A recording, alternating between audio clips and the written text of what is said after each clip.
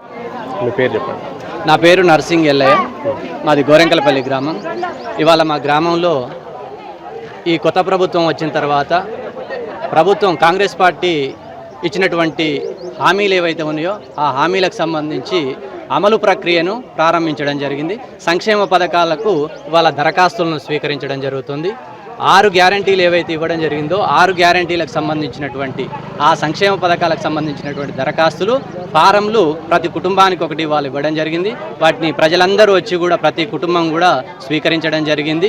వాళ్ళకు కావాల్సినటువంటి వాళ్ళకు లేనటువంటి వాళ్ళు అర్హులుగా ఉన్నటువంటి అంశాలన్నింటినీ కూడా అందులో పొందుపరచడం జరుగుతున్నది. తెలిసిన వాళ్ళతో నింపించుకొని ప్రతి ఒక్కరు కూడా మహిళలు పురుషులు అందరూ కూడా రావడం జరిగింది. పెద్ద ఎత్తున అందరికీ ఫామ్లు ఇవ్వడం జరిగింది. వాటిని నింపి ఇక్కడ ఉన్నటువంటి అధికారులకు ఇవ్వడం జరుగుతుంది. త్వరలోనే వీలైనంత తొందరగా రేషన్ కార్డులను ఇవ్వాలని కోరుకోవడం జరుగుతుంది. రేషన్ కార్డులు లేనటువంటి వాళ్ళు, ఇల్లు లేనటువంటి వాళ్ళు ఇళ్లకు దరఖాస్తు చేసుకోవడం జరుగుతుంది. పెన్షన్లు లేనటువంటి వాళ్ళు పెన్షన్లకు దరఖాస్తు చేసుకోవడం జరుగుతుంది.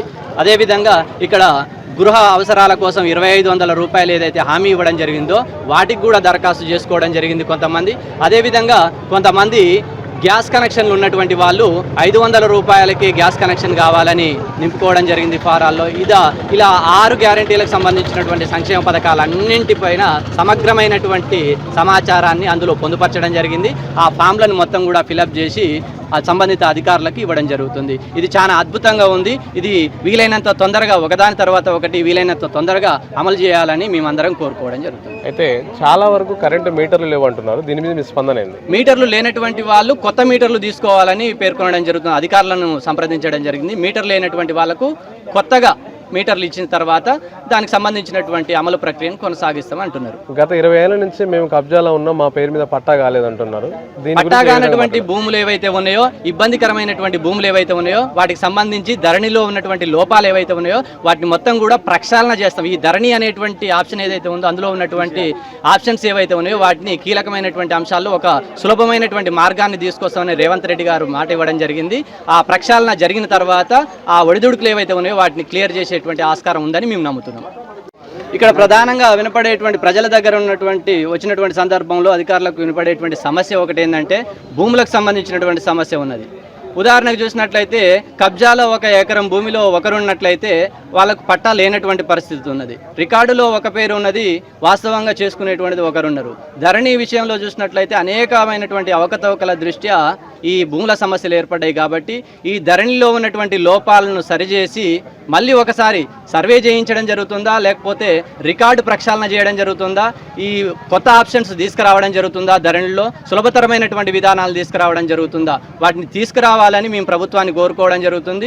పేద ప్రజలు ఎవరైతే ఉన్నారో వాళ్ళు ఎంఆర్ఓ ఆఫీసుల చుట్టూ తిరగలేనటువంటి పరిస్థితి, బ్రోకర్లను సంప్రదించలేనటువంటి పరిస్థితి, ఇంతవరకు అనేక మంది చేత మోసపోయినటువంటి ప్రజానీకం ఉన్నారు. డబ్బులు ఇచ్చుకున్నారు, వివిధ స్థాయి అధికారులకు బ్రోకర్లకు డబ్బులు ఇచ్చినా కూడా పనిగానటువంటి పరిస్థితి కేసీఆర్ పరిపాలనా కాలంలో చాలా ఇబ్బంది పడి ఉన్నారు. కాబట్టి ఇవాళ కాంగ్రెస్ పార్టీ వచ్చింది కాబట్టి ఈ ప్రభుత్వంలోనైనా కూడా ఈ ప్రక్షాళన జరుగుతుంది. ఎవరి భూమి వాళ్ళ పేరు మీద వచ్చేటువంటి విధంగా, పాస్బుక్లు వచ్చేటువంటి విధంగా ఈ ప్రభుత్వం చేయాలని మేము కోరుకోవడం జరుగుతుంది. ఈరోజు ప్రజాపాలన ఏ విధంగా జరుగుతుంది? సామాన్య నిరుపేద ప్రజలు ఏ విధంగా అప్రోచ్ కావాలి? వాళ్ళు ఎలాంటి అప్లికేషన్ పెట్టుకోవాలి? మీరు ఎలాంటి ఫామ్ ఇవ్వగలుగుతున్నారు? దానికి వాళ్ళ స్పందన ఎలా ఉంది? మీరు ఏం చెప్పగలుగుతున్నారు? ఓకే అండి, నమస్తే. ముందుగా N4 టీవీ యూట్యూబ్ ఛానల్ వారికి నమస్కారాలు. ప్రేక్షకులందరికీ కూడా నకరేకల్ మండలంలో మనకు మొత్తం టోటల్గా 31,632 మంది జనాభాతోనే ఉన్నారు. 10,775 కుటుంబాలు అన్ని గ్రామాల్లో 17 గ్రామ పంచాయతీలలో గాను ఉన్నారు. వీరందరికీ కూడా మేము ప్రతి గ్రామ పంచాయతీకి ఒక స్పెషల్ ఆఫీసర్ని, తర్వాత ఒక 2 టీములుగా మండలంలో 2 టీములు ఎంఆర్ఓ అండ్ ఎంపీడీఓ 2 టీములుగా తయారయ్యి ఒక ముగ్గురు టీములతోనే ప్రతి గ్రామ పంచాయతీకి మేము చేరే విధంగా ప్రజల యొక్క అవసరాల దృష్ట్యా ప్రభుత్వము ప్రజాపాలన అనే ఒక కొత్త స్కీమ్ ప్రకారంగా మనకి ప్రజలందరికీ పరిపాలనలో సౌలభ్యం నిమిత్తం వారి సమస్యల్ని తెలుసుకోవడం కోసం అని చెప్పేసి ప్రయత్నంలో భాగంగా ఇక్కడ కుటుంబ వివరాలన్నీ కూడా సేకరిస్తున్నాము. ప్రజలందరూ కూడా వారి యొక్క సమస్యల్ని తెలియజేయడం కోసం అని చెప్పేసి ఈ క్యాంపులకు వచ్చేసి వాళ్ళు వాళ్ళ సమస్యలను తెలియజేస్తున్నారు. ప్రభుత్వమే స్వయంగా ఒక దరఖాస్తు ఫామ్ని స్వయంగా ప్రింట్ చేసి సప్లై చేస్తుంది. ప్రతి ఇంటింటికి మేము రాత్రి అందరికీ ఇంటింటికి కుటుంబానికి అన్నిటికీ ఇచ్చాము. కుటుంబానికి ఒక దరఖాస్తు చొప్పున వారి పూర్తి వివరాలు, దానికి సంబంధించిన 5 గ్యారంటీ స్కీమ్లని అందజేయడానికి ప్రజలందరికీ అందుబాటులో ఉంచాము. వారి దాంట్లో ముఖ్యంగా కుటుంబ వివరాలు, కుటుంబం రేషన్ కార్డుకు సంబంధించిన కుటుంబం యొక్క పూర్తి వివరాలు, ఒక కుటుంబంలో రేషన్ కార్డుకు సంబంధించిన వివరాలన్నీ తీసుకొని ప్రభుత్వానికి మళ్ళీ నివేదిస్తామండి. దాంట్లో చాలా అంశాలని చాలా సింపుల్గా వివరణగా అందరికీ అర్థమయ్యే విధంగా అందజేస్తున్నారు. దాంట్లో ముఖ్యంగా దరఖాస్తుదారుని యజమాని యొక్క పూర్తి వివరాలతోనే వారు దరఖాస్తు చేసుకోవచ్చు. అదేవిధంగా ప్రభుత్వం మన ముఖ్యమంత్రి గారు కూడా వారికి స్వయంగా వారే కాకుండా కానీ వారి తరఫున ఎవరు వచ్చినా కూడా దరఖాస్తులు అందజేయడానికి కూడా అవకాశం కల్పించారు. వారి యొక్క పూర్తి వివరాలని మనం డేటాని అంతా కలెక్ట్ చేసేసి ఆన్లైన్ చేయడం జరుగుతుంది. దీంట్లో ముఖ్యంగా ఆధారు, రేషన్ కార్డు, వారి మొబైల్ నెంబరు, వాళ్ళు చేస్తున్న వృత్తి, వాళ్ళ కుటుంబ సభ్యుల యొక్క పూర్తి వివరాలన్నీ తీసుకొని వెళ్ళే దరఖాస్తు చేసుకోవడానికి అవకాశాలు ఉన్న కాడికి అది చేస్తున్నాము. వాళ్ళు చేయాల్సిన పని కూడా వారి సింపుల్గా చాలా టిక్ చేసి ఇట్లా ఇవ్వడానికి కోసం అని చేశారు. గ్యాస్ కనెక్షన్కు ప్రతి నెల వారికి 5,000 రూపాయలు, 2,500 రూపాయల ఆర్థిక సహాయం కోసం మహాలక్ష్మి పథకాన్ని, రైతు భరోసా పథకానికి, తర్వాత గ్యాస్ కనెక్షన్ గురించి, తర్వాత వ్యవసాయ కూలీలకు కూడా సంబంధించిన వాళ్ళకి భరోసా గురించి, సాగు చేస్తున్న రైతు ప్రతి ఏటా ఎకరానికి 15,000 రూపాయలకు గాను పట్టాదారు పుస్తకాలు కౌలు రైతులకు కూడా, రైతు కాకుండా కౌలు రైతులకు కూడా అవకాశాన్ని కల్పిస్తూ పూర్తి స్థాయిలో వారు ఏం చేస్తున్నారని డేటా అంతా కలెక్షన్ చేస్తుందండి. తర్వాత ఇందిరమ్మ ఇండ్లు లేని వారికి కూడా, నిరుపేదలకు అర్హులైన వారికి ఇండ్లు ఇవ్వడానికి కూడా డేటా కలెక్షన్ చేస్తున్నాము. అదేవిధంగా తెలంగాణ అమరవీర కుటుంబాలకు వారి కుటుంబాలకు ఇండ్ల స్థలాల గురించి కూడా వాళ్ళ ఆర్థిక సాయం కోసం అని చెప్పేసి కోరారు.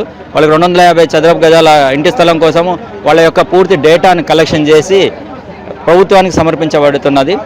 దాంతోపాటుగా గృహజ్యోతి ఎలక్ట్రిసిటీ డిపార్ట్మెంట్ వారి తరఫు నుంచి కూడా 200 యూనిట్లు ఉచితంగా విద్యుత్తుని ఇవ్వడానికి కోసం అని చెప్పేసి కూడా వారి యొక్క డేటాని, విద్యుత్ కనెక్షన్ మీటర్ని తీసుకొని అది కూడా ఆన్లైన్ చేయడానికి ప్రయత్నం చేస్తున్నాము. చేయుత పథకం కింద నెలకు 4,000 రూపాయలు వృద్ధాప్య గీత కార్మికులు ఇట్లాంటి వారికి, అదేవిధంగా వికలాంగులకైతేనో 6,000 రూపాయల కోసం అని చెప్పేసి కూడా కొత్త పింఛన్లు దరఖాస్తు చేసుకోవడానికి అవకాశం ఉందండి. ఇందులో వీరందరూ కూడా వచ్చిన వారికి అందరూ కూడా మేము అవగాహన కల్పించాము. వాళ్ళకి ఏంటంటే దయచేసి వాళ్ళు జతపరచాల్సిన అంశాలు ఏంటంటే రేషన్ కార్డు అండ్ ఆధార్ కార్డుకు సంబంధించిన వివరాలు మనకు జతపరిచి వీళ్ళు సమర్పించినట్లయితే దీన్ని మనం ప్రభుత్వానికి ఆన్లైన్లో మళ్ళీ సమర్పిస్తాము. వెంటనే ఈరోజే సమర్పిస్తామండి. దీనికోసం కానీ మేము 114 టీములు తయారు చేశాము మండలంలో. అందరికీ కూడా పరిపాలన సౌలభ్యత కోసం అని చెప్పేసి ప్రయత్నం చేస్తున్నాము. ఇదే విధంగా అందరూ కూడా వారి సమస్యలన్నీ కూడా తెలియజేసుకోవడానికి ప్రభుత్వానికి ఒక మంచి వేదికగా మేము అనుకుంటున్నాం. అన్ని విలేజ్లలో దళితులు కానీ పేద వర్గాలకు చెందిన వాళ్ళు చాలామంది ఉన్నారు. అయితే చాలా వరకు వాళ్ళకు కరెంటు మీటర్లు అనేవి లేవు. మరి మేము కరెంటు బిల్లు పెట్టాలా వద్దా, మా దగ్గర మీటర్లు కూడా లేవు కదా అని అంటున్నారు. దీంతో ఆప్షన్ ఇచ్చారు కదా గృహజ్యోతి దాంట్లో. అయితే దీనికి మీ స్పందన ఏ విధంగా చెప్పగలుగుతున్నారు మీరు? వాస్తవంగా కరెంటు మీటర్లు లేదు అనేది కొన్ని చోట్ల ఉన్నది వాస్తవం. ఇప్పుడే ప్రజల ద్వారా కూడా తెలియజేస్తున్నారు. కాకపోతే ఏంటంటే ప్రభుత్వానికి అదైతే ఇల్లీగల్ అవుతుంది.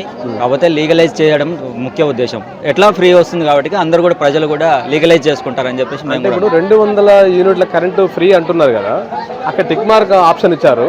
మరి మాకు కరెంటు మీటరే లేదు కదా, మాకు కరెంటు బిల్లు నెంబర్ లేదు కదా, మేము ఏ విధంగా ముందుకెళ్లాలని వాళ్ళు ప్రశ్నిస్తున్నారు. దానికి మీ సమాధానం? దానికి సంబంధించిన కన్సల్ట్ డిపార్ట్మెంట్ వారు కూడా ఉన్నారు ఇక్కడే, వారు కూడా చెప్తారు. దానికి సంబంధించి విద్యుత్ తీసుకునేయడం ప్రతి ఒక్క కుటుంబం యొక్క బాధ్యత. ఓకే. తర్వాత ఇప్పుడు దళిత వర్గానికి వచ్చినట్టయితే ఎవరికి కూడా పట్టాలు వాళ్ళ పేరు మీద లేవు సార్. ఇప్పుడు ఆ పట్టా పాస్బుక్ల గురించి పట్టాలు కావాలంటున్నారు. దానికి ఏ విధంగా అప్రోచ్ కావాలి? పట్టాలు మన తహసీల్దార్ ఆఫీసులో ఆల్రెడీ దరఖాస్తు చేసుకున్నట్లయితే వాళ్ళకి గత 23 సంవత్సరాల నుంచి వాళ్ళ కబ్జాలు ఉంటున్నారు. వాళ్ళ పేరు మీద అది అసైన్డ్ భూమి కదా, కార్పొరేట్ నుంచి వచ్చిన భూమి కదా, ఆ పట్టాలు చేసుకునే విధానం మన దాంట్లో ఇలా అప్లికేషన్ పెట్టుకోవచ్చా? తహసీల్దార్కి వారికి దరఖాస్తు చేసినట్లయితే వారు పరిశీలించి వారు చేస్తారండి. అంటే ఇక్కడ వాళ్ళ అధికారులు చెప్పిన విధానాన్ని తెలుసుకున్నట్టయితే పట్టాలకు సంబంధించిన విషయాలు ఉంటే మాత్రం దాన్ని ఎంఆర్ఓ గారిని అప్రోచ్ కావాలని మరి మన స్థానిక ఎంపీడీఓ గారు చెప్పడం జరుగుతుంది. కాబట్టి ఈ విషయాన్ని పూర్తిగా నిర్ధారణ చేసుకున్న తర్వాత మాత్రమే మీరు అన్ని విషయాలు సేకరించి ఆ ఫామ్ మీద మీరు టిక్ మార్క్ పెట్టడం జరుగుతుంది. ఒకవేళ మీరు అది పట్టాలు కావాలనుకుంటే మాత్రం కంపల్సరీ మీరు కబ్జాలో ఉన్నట్లయితే దానికి టోటల్గా సంబంధించిన వివరాలను వాటి పేపర్లను జిరాక్స్లు అన్ని జత చేసి అన్ని విషయాలు అన్ని కాలమ్స్ మీరు పూర్తి చేయాలని కోరుకుంటున్నాం.